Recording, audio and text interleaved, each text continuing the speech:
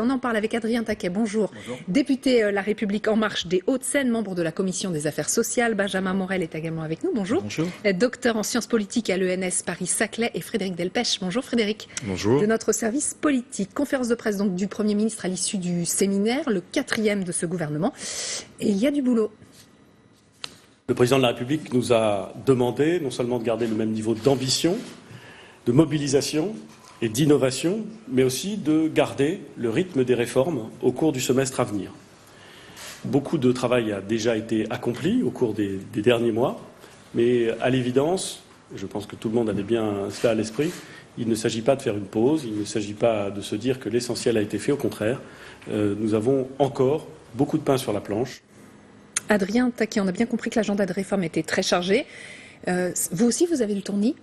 Alors, on n'a pas le tournis. Vous savez, nous n'avons pas été élus ni pour lézarder, ni pour se plaindre. Accessoirement, nous avons été élus. Ce n'est pas se plaindre que de constater qu'il y a eu quelques plaintes de la part de certains députés sur lesquels je passe. On a été élus sur la base d'un programme clair, d'un mandat clair pour transformer ce pays.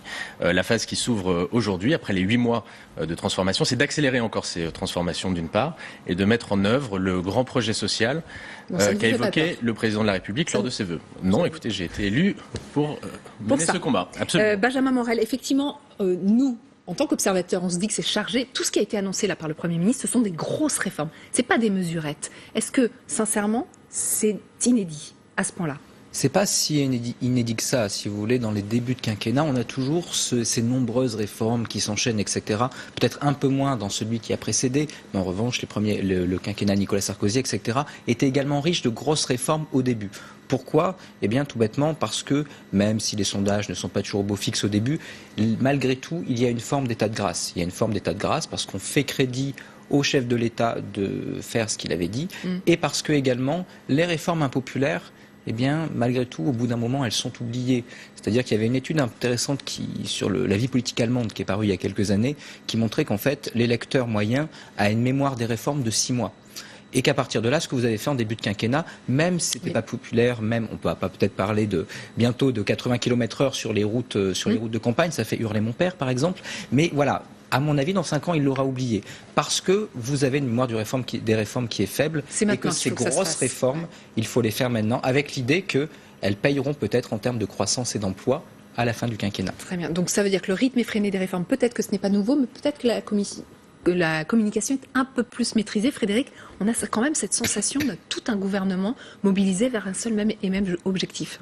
Oui, alors il s'agit d'abord d'une part de faire oublier les petits couacs qu'il y avait eu au tout début de l'été. Vous vous en souvenez, sur plusieurs réformes qui avaient été annoncées, sur des restrictions budgétaires, sur la baisse des APL, et tout ça n'avait pas été complètement maîtrisé. Là, on voit qu'il y a la volonté de reprendre en main la communication et l'annonce des réformes qui ne s'appellent pas réformes, qui s'appellent transformation. Donc on a bien compris le changement sémantique assez important qui a été effectué, et de montrer une maîtrise totale. C'est ça qu'a voulu dire en gros aujourd'hui Édouard Philippe. Le gouvernement, le président, les députés aussi sont là pour appliquer un calendrier défini lors de la campagne présidentielle d'Emmanuel Macron, et il n'est pas question d'en déroger, d'en sortir, et surtout de montrer qu'il n'y a pas de ralentissement de rythme, que en gros, eh bien, Emmanuel Macron va continuer à faire comme il avait fait en 2017, à savoir des réformes qui seront actées une fois qu'elles seront entérinées par cette fameuse signature dans le bureau de l'Élysée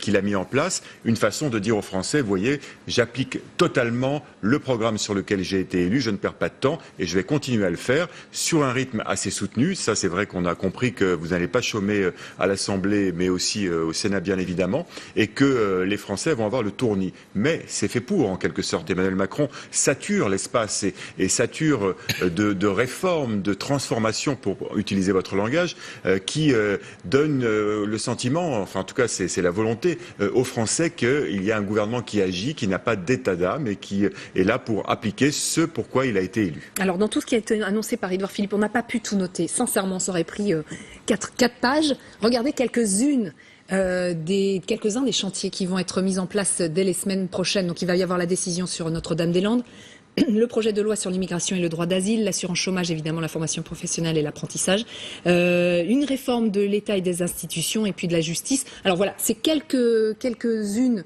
des annonces tout à l'heure, enfin des annonces, même si on était au courant d'Édouard Philippe. Premier test pour les gouvernements, c'est Notre-Dame-des-Landes. C'est pas un test. Moi, ce que j'aimerais souligner, c'est aussi une nouvelle méthode de gouvernement que les différents projets qui ont été évoqués par le Premier ministre traduisent. Il y a véritablement une nouvelle façon de gouverner qui consiste à concerter, à collectionner l'avis des différentes parties prenantes, écouter, faire la pédagogie, mettre l'ensemble des sujets sur la table. Il n'y a pas de tabou. Que ça soit sur Notre-Dame-des-Landes, que ça soit sur les états généraux de l'alimentation, que ça soit sur le 4e plan autisme auquel je prends part, ou sur le plan pauvreté qu'on évoquait tout à l'heure. On écoute, on explique, et au final, on décide. Sur Notre-Dame-des-Landes, c'est tout à fait le processus qui a été mis en œuvre, et le Premier ministre a confirmé que d'ici à la fin janvier, une décision serait prise après une toute dernière phase de concertation qui commence ce vendredi avec les élus du territoire, élus locaux et députés. Édouard Philippe, qui en a parlé effectivement de Notre-Dame-des-Landes ce matin, c'était sa rentrée ce matin au Premier ministre.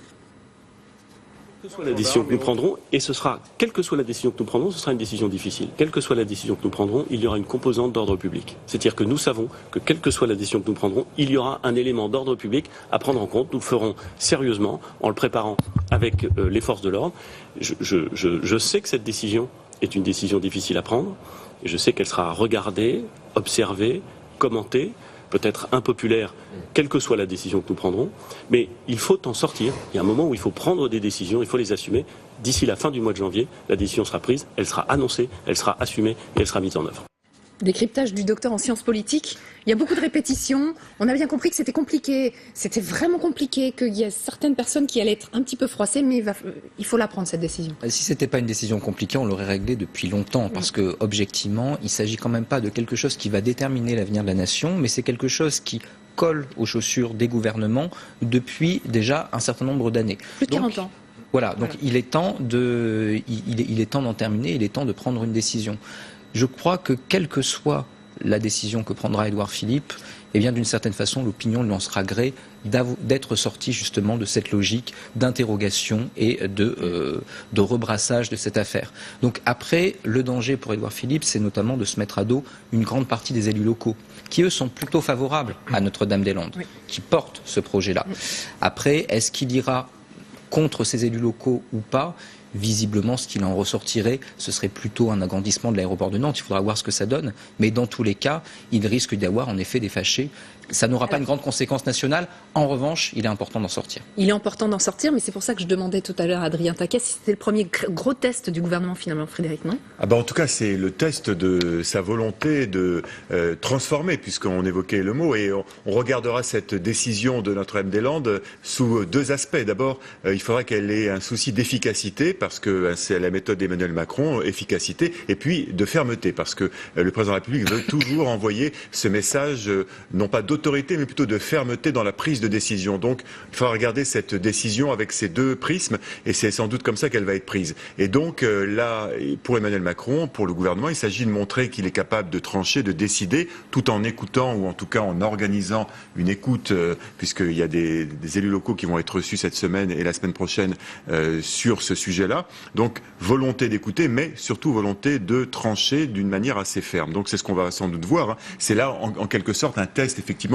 pour Emmanuel Macron, mais c'est sans doute pas sur ces sujets-là précisément que les Français attendent au premier chef le président de la République. Non, sauf s'il y a une évacuation de la ZAD qui se passe mal. Bien évidemment, mais c'est pas, comme vous le disiez, un sujet qui concerne bien sûr les personnes qui vivent autour de cette zone, mais pas l'ensemble des Français. Donc ça empoisonne la vie politique depuis très longtemps, mais c'est sans doute pas là-dessus qu'Emmanuel Macron sera jugé. Alors est-ce qu'il sera jugé sur le projet de loi sur l'immigration et le droit d'asile? Donc ça arrivera en Conseil des ministres au mois de février, et là-dessus il y a eu une annonce de la part du Premier ministre. Nous poursuivrons avec Gérard Collomb, le ministre d'État, ministre de l'Intérieur, la concertation sur le projet de loi Asile et Immigration, avec de nouvelles réunions au ministère de l'Intérieur et à Matignon.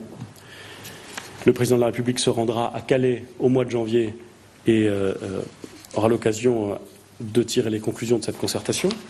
Voilà, Emmanuel Macron à Calais au cours du mois de janvier. On a bien vu qu'au sein même de La République En Marche, vous n'étiez pas tous d'accord sur le sujet. Écoutez, pour l'instant, le texte, on ne le connaît pas encore. Donc on est dans une phase, effectivement, comme l'a évoqué le Premier ministre, au Parlement également, au sein de la majorité, de dialogue avec le ministère, avec Gérard Collomb, et ce qui me semble sain.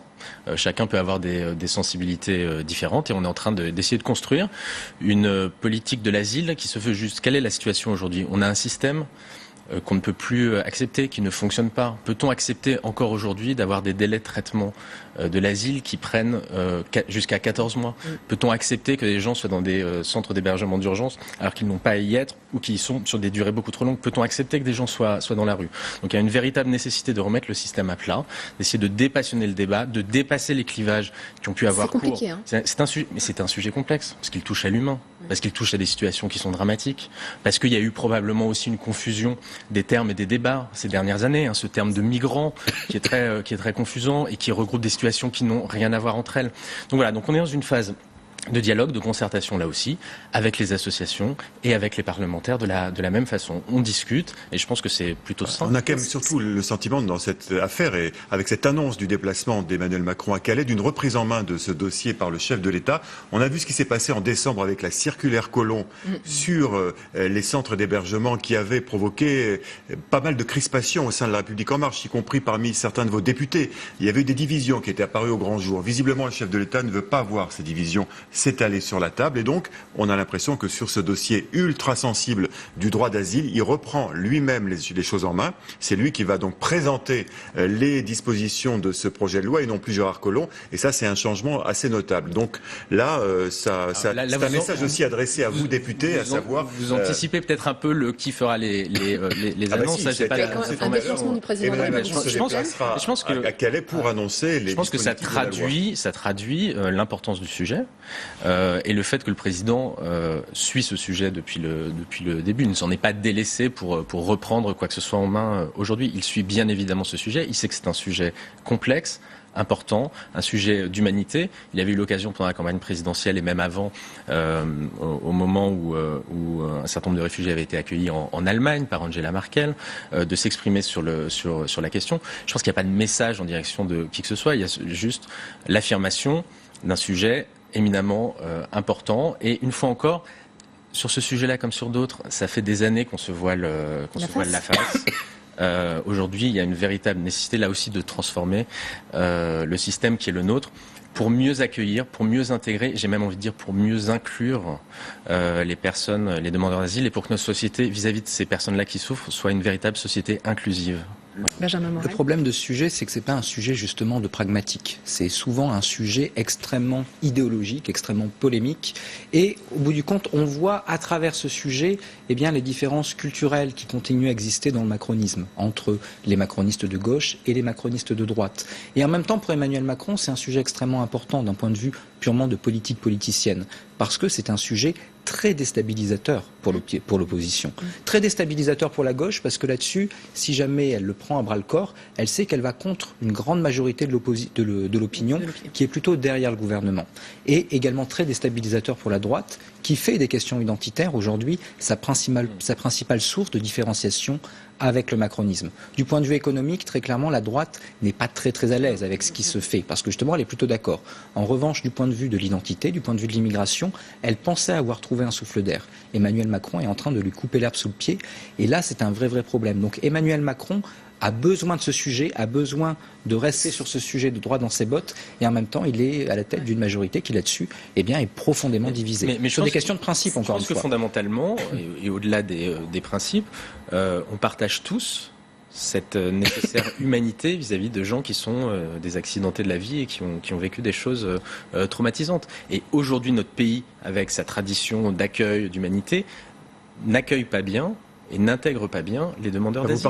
Vous partagez par exemple la fameuse liste des pays sûrs. Il y a beaucoup de députés En Marche qui n'en veulent pas, tout simplement, et qui l'ont dit très clairement au mois de décembre. Donc il y a encore des points à ajuster sur cette réforme du droit d'asile qui font polémique. Et vous avez raison, vous avez raison, mais c'est le dialogue qui est initié au courant du mois de janvier. Vous êtes plutôt quoi ? Aurélien Taché, qui est chargé de mission d'intégration des primo-arrivants, ou plutôt Gérard Collomb ? C'est un peu... C'est caricatural ?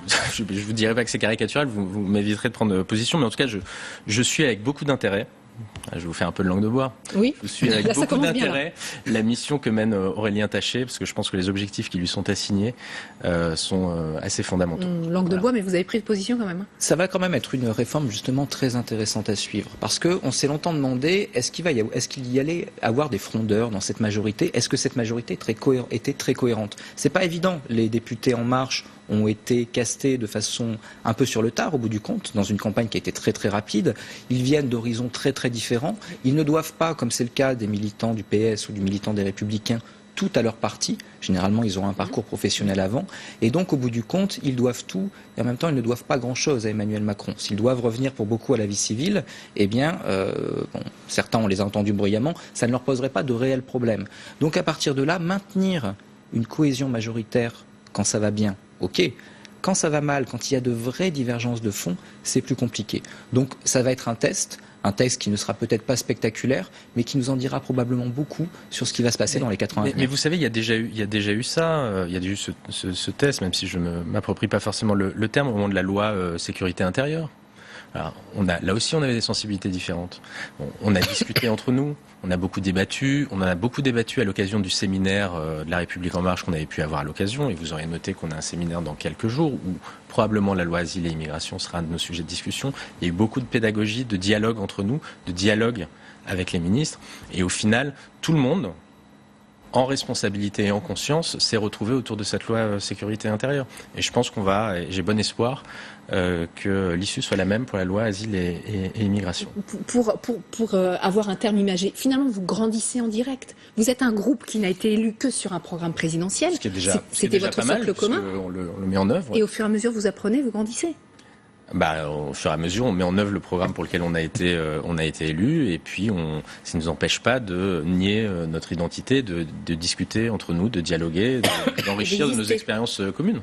Alors, la réforme de l'assurance chômage, formation professionnelle et de l'apprentissage, effectivement, arrive là aussi, projet de loi en mars. Les contestations, a dit Édouard Philippe, mais comme d'ailleurs le président de la République dimanche soir, eh bien on les entend, mais on avance.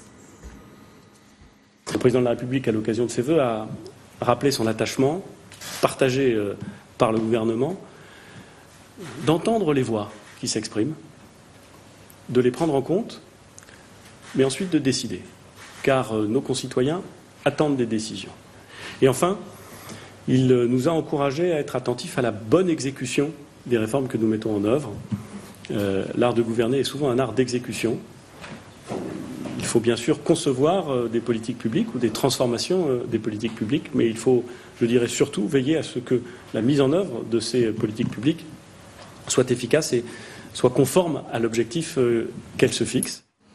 Mais qu'est-ce que ça veut dire, ça? Les contestations, ceux qui ne sont pas d'accord, on les entend, on en prend compte, mais on y va, quoi. On a notre idée, de toute façon. Ah ben non, ça veut dire qu'on peut intégrer totalement les opinions qui sont émises. Mais une fois encore, je pense qu'il y a une vraie méthode de gouvernement qu'on est en train d'inventer, qui consiste à concerter sur tous les grands sujets, parce qu'on parle bien, comme vous l'évoquiez tout à l'heure, de réformes structurelles qui ont un impact durable sur notre pays. Donc on concerte les parties prenantes, on écoute, tout est mis sur la table, pas de tabou, mais ensuite c'est de notre responsabilité, c'est-à-dire celle du président de la République, du gouvernement et de la nôtre parlementaire, de décider. Donc on ne recule pas. Ah, c'est pas non, on ne recule pas. On a fixé dans le programme des grands objectifs. Nous avons été élus là-dessus, des ambitions.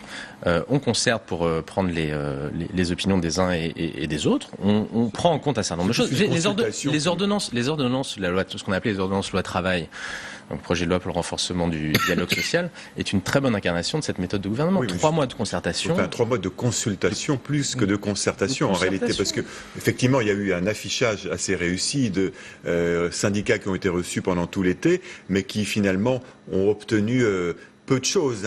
On a bien vu d'ailleurs qu'une partie d'entre eux n'était pas satisfaite par l'issue. Au final, l'ensemble des organisations syndicales ont quand même salué la méthode, puisqu'on parle bien de la... Non, pas toutes les organisations syndicales, non. Écoutez, non, il y a eu quelques-unes. Je les ai entendues plus bruyantes à d'autres occasions. Ils n'ont pas réussi à mobiliser dans la rue après, mais on peut quand même plutôt parler de consultation plus que de véritable concertation. Et ça sera sans doute la même chose sur l'assurance chômage. Vous avez déjà vos objectifs, de toute façon. De toute façon, on a les grandes lignes, tout comme sur les retraites, dont on parlera peut-être tout à l'heure, effectivement des choses qui ont été annoncées pendant la campagne présidentielle, dont on a longuement débattu, qu'on a longuement expliqué.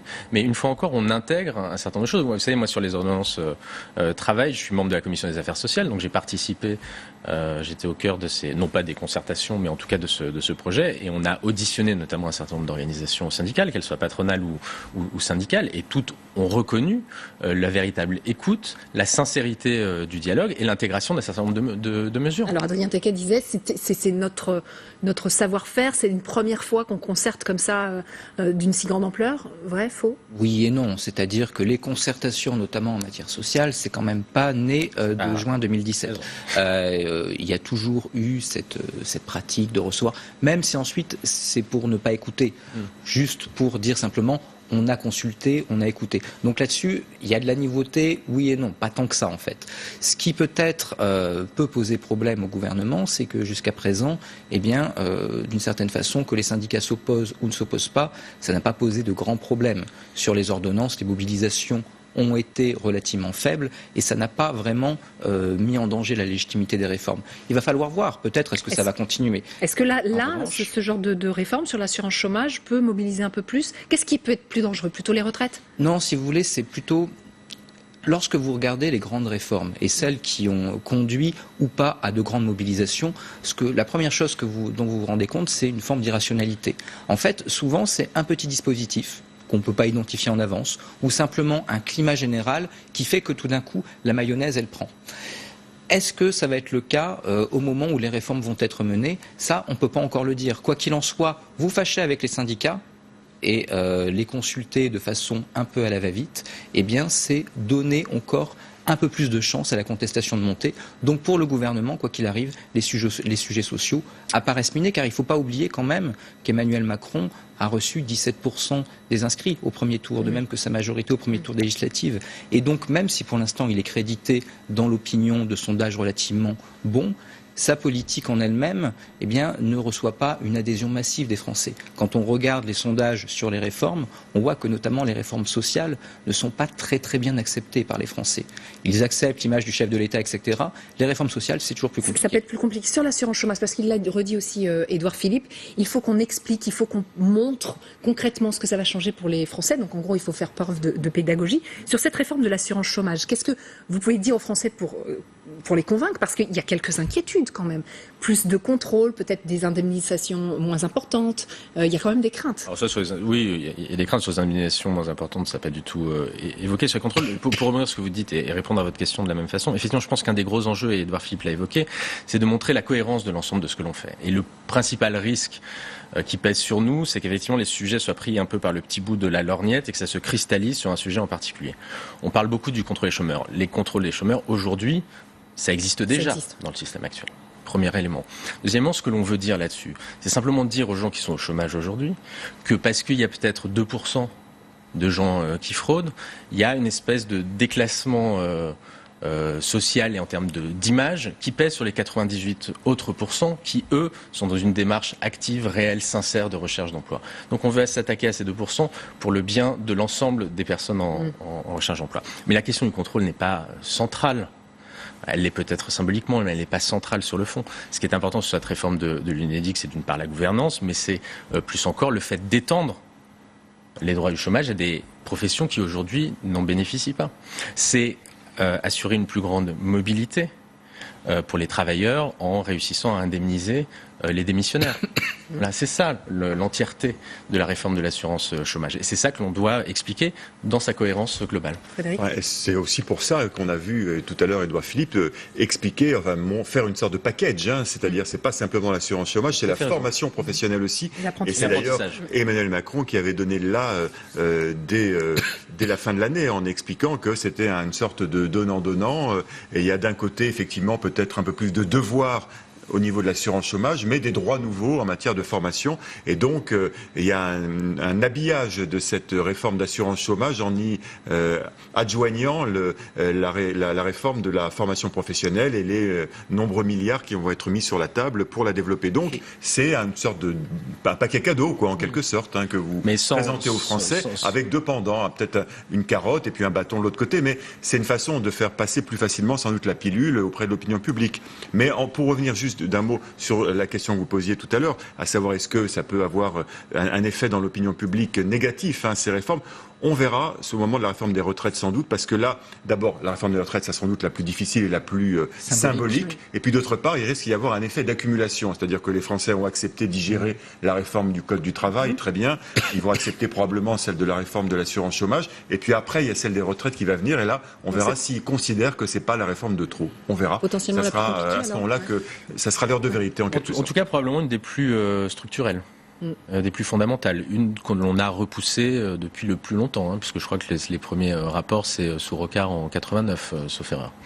Donc voilà, mais là, une fois encore, on se donne le temps. Les concertations ont d'ores et déjà commencé sous la houlette notamment de Jean-Paul Delevoye, et on se donne une grande partie de l'année 2018 pour mener à bien ces concertations et commencer à proposer des grandes orientations à la fin de l'année. Il y a un plan pauvreté aussi en mars 2018. Est-ce que finalement, après avoir vécu la séquence libérale pour la réforme du Code du travail, on va assister à un volet un peu plus social? Alors, c'est un certain nombre d'analyses qui ont été faites, notamment après les vœux du président de la République, qui seront peut-être confortées par ce qu'a évoqué aujourd'hui Édouard Philippe. Moi, j'ai du mal à tomber dans cette opposition et dichotomie entre 2017, le volet libéré, et là, le volet protégé. Pour moi, les ordonnances travail, il y avait une dimension protection des salariés, notamment par le développement du dialogue social au sein des entreprises, et notamment des TPE-PME. Voilà, moi, j'étais chef d'entreprise d'une PME. Développement du dialogue social, c'est quelque chose qui est en faveur des salariés. Pour autant, il y a effectivement un grand plan, une grande matrice sociale qui va être déployée au cours de l'année 2018. Moi, je pense personnellement que c'est une bonne chose. De toute façon, on a toujours ces deux pieds, qui était le cas d'ores et déjà pendant la campagne. Libérer effectivement un certain nombre d'énergies, parce que on a un pays formidable. Il y a des énergies qui n'ont qu'une envie, c'est de se déployer, de pouvoir vivre. Et puis protéger, parce qu'il y a un certain nombre de nos concitoyens qui ont besoin d'une protection supplémentaire. Et puis un troisième volet qui est celui de l'investissement, d'investir, et c'est là, pour le coup, le projet de loi de finances 2017 mettait pas mal l'accent là-dessus. Alors Benjamin Morel, vous le disiez tout à l'heure, avec des sondages qui sont favorables au président de la République, on a l'impression que absolument tous les signaux sont en vert, effectivement, avec ces sondages, avec un taux de chômage qui commence à reculer, une opposition inexistante, c'est ce que nous rappelle Xavier de Giacomini.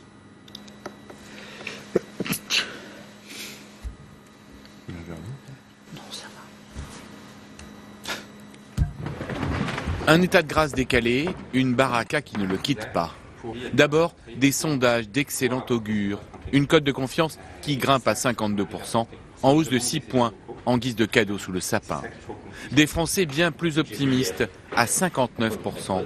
Les plus proches des idées d'Emmanuel Macron sont même 83% à se déclarer optimistes pour 2018. Si le président vit une sorte d'état de grâce, c'est parce que tous les voyants sont au vert. Chômage en légère baisse, croissance révisée à la hausse, 1,9%, chef d'entreprise confiant. Le volontarisme, les réformes d'Emmanuel Macron s'inscrivent dans un contexte très favorable. Mais gare aux embûches en 2018, la réforme de l'assurance chômage, le projet de loi asile et immigration, la réforme des retraites et la décision attendue pour Notre-Dame-des-Landes sont autant de dossiers délicats. Benjamin Morel, vous avez déjà vu ça? L'alignement des planètes comme ça. Si vous voulez, ça rappelle quand même un peu le début du quinquennat de Nicolas Sarkozy. Et un an plus tard, on a eu la crise de 2008. Donc il faut faire attention. Pour le moment, oui, surtout qu'il y a plein de bulles un peu partout là, quand même. Donc attention. Ouais. C'est ça. Donc, si vous voulez, la fortune est capricieuse et elle peut se retourner assez facilement. Et lorsque les choses vont bien, c'est-à-dire qu'on est dans un système, et c'est pas vraiment de la faute d'Emmanuel Macron, c'est de la faute de la Ve République et du quinquennat. On est dans un système d'hyper-personnalisation du pouvoir. Et on l'a vu encore lorsque Emmanuel Macron promulguait différentes lois. Il y a l'idée que le chef de l'État est l'origine de toutes les réformes, qu'il est l'homme de la situation, qu'il incarne un peu ce Jupiter terrestre. C'est bien et c'est dangereux. C'est-à-dire que comme on l'a vu sous les différents quinquennats, aucun président depuis le quinquennat n'a été réélu. C'est-à-dire que lorsque ça va bien, on vous en fait crédit, mais un, il y a une usure du pouvoir, et deux, lorsque ça ne va pas, eh bien c'est vous qu'on vise. Et on se rappelle beaucoup plus pourquoi est-ce qu'on vous en veut que pourquoi est-ce qu'on vous doit quelque chose. Donc malgré tout, pour l'instant, ce qui le reporte dans les sondages, ce qui lui permet de reprogresser, peut également être demain ce qui va le perdre. Et on assiste à aujourd'hui un discours qui est de moins en moins rare de la part du chef de l'État, alors qu'à la base il devait l'être. Est-ce que là il n'y a pas un risque? Est-ce que justement cet alignement de planète ne crée pas une forme d'hubris, c'est-à-dire une forme de croyance en soi qui fait qu'on va tout changer et qui, au bout du compte, nous fait perdre la notion des réalités? C'est un peu le danger. On va te poser la question à Adrien Taquet, parce qu'il y a le président de la République, il y a la majorité tout entière qui est concernée par, on va dire, cet état de grâce. Vous sentez quelquefois point la grosse tête? Oh non, pas le moins du monde. Je pense qu'on fait montre de beaucoup d'humilité. Mais vous savez, tout comme on ne s'inquiétait pas particulièrement, on n'était pas omnibulé par des sondages qui avaient été un peu mauvais pendant l'été, on ne se réjouit pas particulièrement de bons sondages qui ont cours aujourd'hui. Au contraire, je pense qu'on a particulièrement conscience qu'il ne faut pas se laisser emporter par cette vague d'optimisme. C'est humain, ça peut être grisant. Oui, non, mais écoutez, je pense qu'on est au contraire en responsabilité. Le Premier ministre l'a dit, on a fait beaucoup de choses pendant 8 mois, mais beaucoup reste à faire. Pour l'instant, on reste concentré sur les réformes dont vous avez soulevé les enjeux qui sont devant nous. Attention, effectivement, à la grosse tête, attention, ne pas être enivré par ces réussites, par ces sondages. Alors, il peut y avoir une tentation, mais enfin, quand on regarde objectivement ce que fait Emmanuel Macron, on a plutôt le sentiment qu'il est déjà en train de préparer l'avenir. On a le sentiment que le chef de l'État non seulement donne son calendrier pour 2018, mais se projette déjà dans les prochaines échéances. Par exemple, échéance des élections européennes qu'il entend bien gagner, parce que c'est le test de mi-mandat, c'est la première élection qui va arriver après celle de 2017. Et bien là, on voit qu'il est déjà en campagne. On aura, ça a été confirmé ce matin au Conseil des ministres, une circonscription unique, donc fin des listes par région. Ça sera une liste nationale. Il va sans doute mettre une personnalité d'envergure pour diriger cette liste nationale pour obtenir le meilleur score possible. Car rappelez-vous, aux dernières européennes, c'était le Front National qui était arrivé en tête. Donc pour Emmanuel Macron, pas question que ce soit le même scénario qui se reproduise. Et puis au-delà des européennes, on a vraiment le sentiment qu'il est déjà en train de préparer sa prochaine candidature, c'est-à-dire sa possible réélection.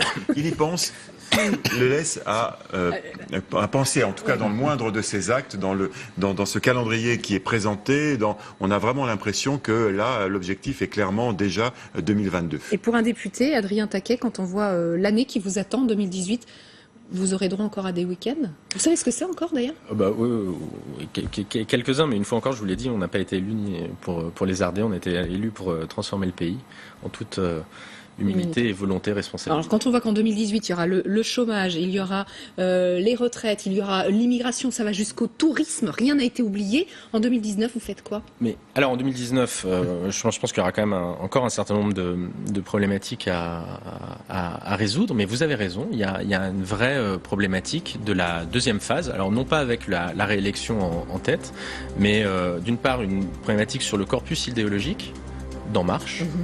Qui est un vrai sujet pour nous, dont il faut parler, et puis de son application programmatique. Voilà, quelles vont être les grandes mesures structurantes de la deuxième partie du quinquennat. C'est le rôle notamment d'En Marche, du mouvement, de Christophe Castaner, de mener cette réflexion. Merci beaucoup Adrien Taquet d'avoir répondu à nos questions. Merci.